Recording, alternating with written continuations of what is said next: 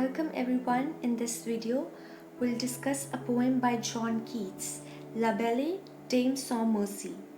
But before we begin, let's know our poet, John Keats, one of the most remarkable romantic poets. John Keats was born in 1795 in London. He's perhaps the greatest of the second generation of English romantic poets. The other two in second generation are Shelley and Lord Byron. Unfortunately, his merit as a poet was recognized much later after his death. He was just 25 when he died of tuberculosis. His romantic poetry is full of sensuality and natural imagery. He's also regarded as an escapist.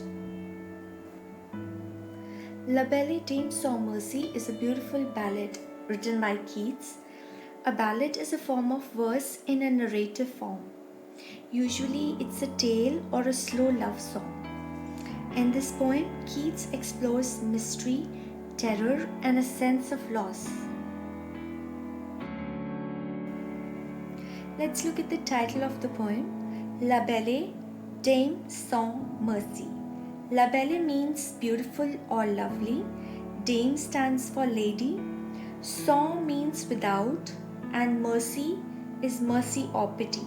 It's a French title, and Keats took this title from a French poem of the same title, which was written by Alain Chartier. This poem is about the encounter between a knight and a beautiful, mysterious lady who lures him, plays with his emotions, and ultimately leaves him on a cold hillside. Knight is a warrior or a soldier of noble birth. Let's begin with the poem now.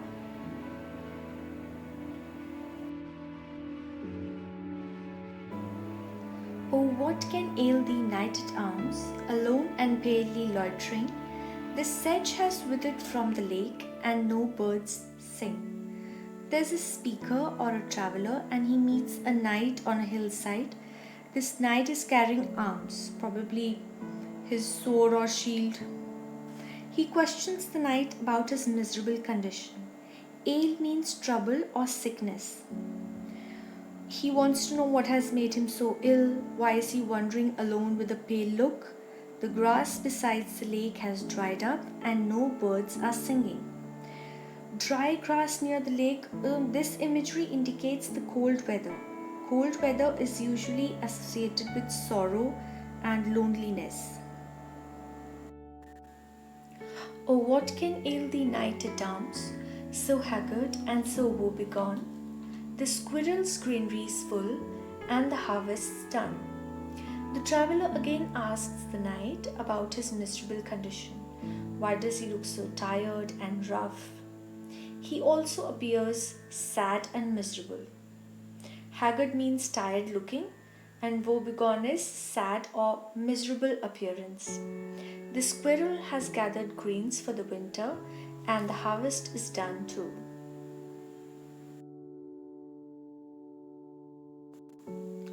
I see a lily on thy brow, with anguish moist and fever dew, and on thy cheeks a fading rose, fast withereth too.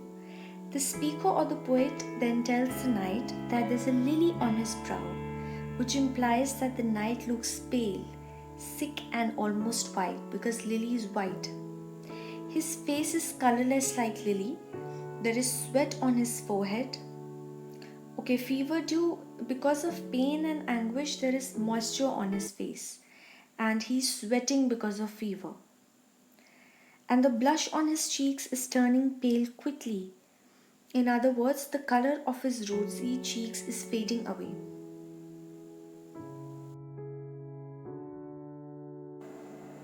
I met a lady in the meads, full beautiful, a fairy's child. Her hair was long, her foot was light, and her eyes were wild. The knight now explains how he met a beautiful woman in the meadows or grassland. She looked like a fairy's child. She had long hair, light feet, and eyes full of passion. Light feet means she moved quickly or actively. I made a garland for her head and bracelets too, and fragrance zone. She looked at me as she did love and made sweet moan. The knight gave a garland to the lady. It was made of wildflowers. He made some floral accessories for her wrist as well. She looked at him with affection and made sweet moans out of love. Fragrance is perfume or scent, so fragrance zone could mean he covered her body with sweet smelling flowers.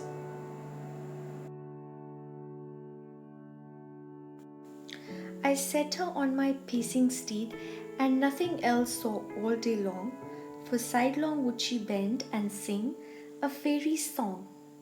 Now the knight tells the speaker or the traveler that he made the lady sit on his horse. Pacing is to move and steed is the horse, and he took her for a ride.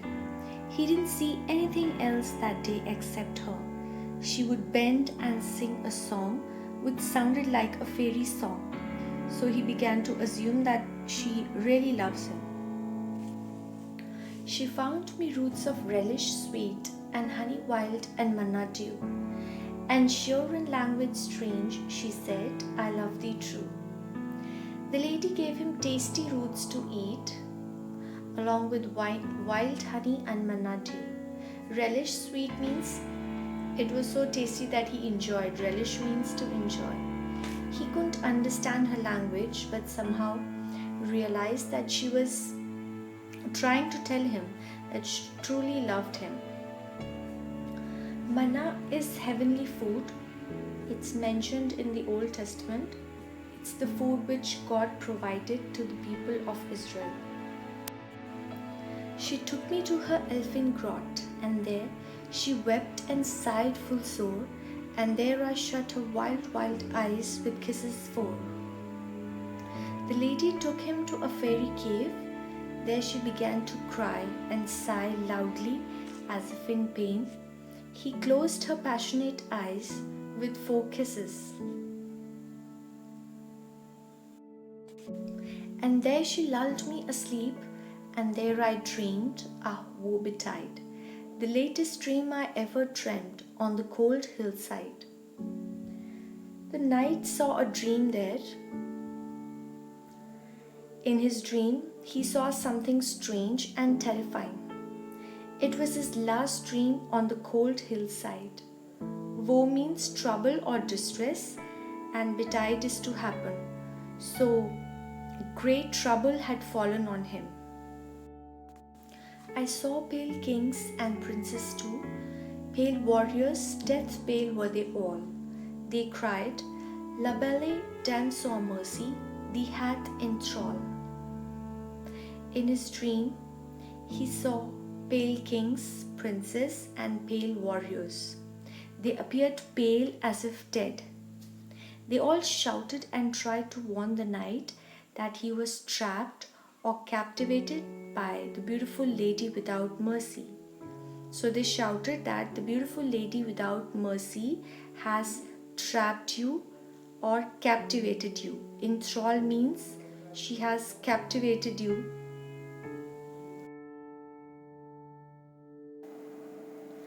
I saw their starved lips in the gloam, with horrid warning gaped wide, and I awoke and found me here on the cold hillside.